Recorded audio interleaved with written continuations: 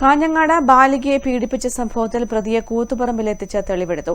പ്രതി PA സലീമിനെയാണ് അന്വേഷണ സംഘം കൂത്തുപറമ്പ് ജ്വല്ലറിയിലെത്തിച്ച് തെളിവെടുത്തത്.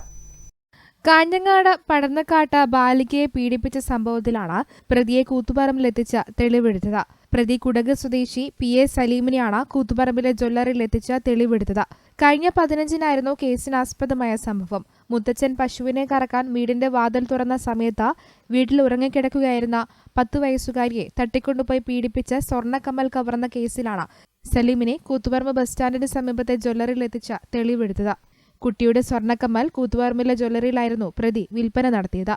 ഹൊസ്ദുർഗ് CI AP ആസാദിന്റെ നേതൃത്വത്തിലുള്ള സംഘമാണ് പ്രതിയെ തെളിവെടുപ്പിനെത്തിച്ചത്. ചെറുവാഞ്ചേരിയിലെ സഹോദരി മുഖേനയായിരുന്നു മോഷണം മുതൽ വിൽപ്പന നടത്തിയത്. 1 ഗ്രാമിനടുത്തുള്ള സ്വർണ്ണക്കമ്മലാണ് മരുന്ന് വാങ്ങാൻ പണമില്ലെന്ന് പറഞ്ഞ് കടക്കാരന് വിറ്റത്. News bureau, Koothuparamba.